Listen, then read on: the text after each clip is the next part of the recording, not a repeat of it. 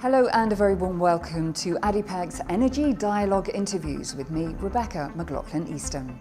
In this series, we'll bring you exclusive content, interviews and insights from executives in the global energy sector, as we count down towards ADIPEC 2022, which will be held in Abu Dhabi from the 31st of October to the 3rd of November. Today, my special guest is Elias Kassis, President of TotalEnergies E&P UAE and TotalEnergies Country Chair in the United Arab Emirates. Elias, it's great to see you. Thank you for being here today. It's a shared pleasure to spend this time with you. Around 80 years ago, TotalEnergies forged strong relationships and partnerships onshore and offshore in the UAE and with ADNOC. And in recent months, you have signed a new strategic partnership agreement with them, spotlighting new growth opportunities in areas of development, not least in the sustainable supply of energy and supplying diesel from the UAE to France. So talk to me about next steps and timelines. Our partnership with ADNOC is the foundation of what we do here. It's been a very successful journey. So when you look to this new agreement, that is just another step ahead. It's about investing in oil and gas. The UAE are blessed having oil and gas that have very competitive costs, that are low emissions, with the objective to deliver this energy to market. The diesel supply you're mentioning is about ensuring security of supply to France. The other element, which is the CCUS, is about capturing, storing CO2 to reduce emission, which is a shared objective we have with ADNOC. TotalEnergies remains primarily an oil and gas producer, according to your projections. However, renewables and, of course, renewable electricity is becoming increasingly important to the company. Talk to me about your ambitions in that regard and what the increased capacity could mean for the region. We come from oil and gas, but yet oil and gas is still important. It's still important to meet energy demand over the time. Gas is even more important, taking more importance, because gas is the hydrocarbon that is helping the transition. And that transition is about electricity. We need to invest, and that's what we've decided to do, in electricity, in renewable electricity. So our business encompasses all energies: oil, gas, renewables, whether solar or offshore wind, and of course new molecules such as hydrogen, biofuels, e-fuels. When it comes to renewable electricity, we have set some very ambitious targets. Just for the records, 10 years ago, in 2013, we were the pioneer in investing in a 100 megawatt solar plant, concentrated solar plant here in Abu Dhabi.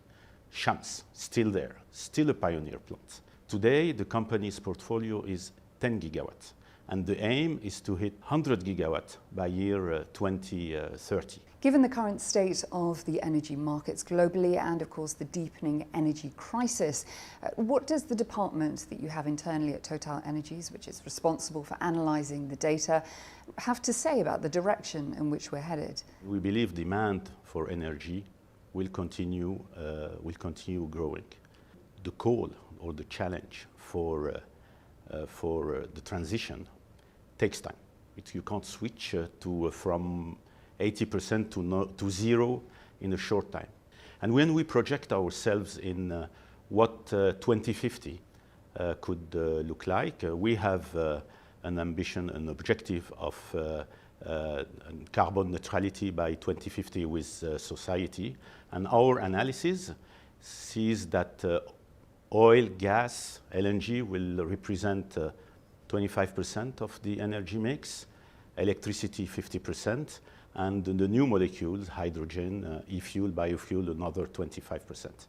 Founded in France in 1924, Total, as it was back then, TotalEnergies today, is fast approaching its centenary. So what are your ambitions commercially, strategically and regionally as you approach your 100th birthday? It's a real pride, and we'll celebrate it with great joy, certainly. It has been a journey, but the journey ahead is no less thrilling. And I should say, again, our business is long-term. We have to hit the short-term challenges, unexpected crises, to be there tomorrow. We obviously do that with our partners in the countries where we operate. Here in the UAE, we've been here for 80 years. That creates links. As you mentioned, we proudly sit here in UAE capital Abu Dhabi. We're looking ahead to ADIPEC. We're very much looking forward to seeing you there on the ground again. What are your expectations and hopes for this year? Every year is important because every year brings its new ideas, new technologies, and bringing people together. And in the world in which we are, the pace is accelerating. So it is important to get back together every year.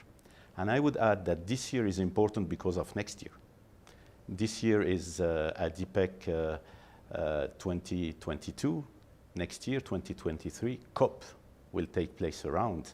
And this year is important because it will be a preparation for what's going to happen in 2023. So I very much look forward to ADIPEC 2022.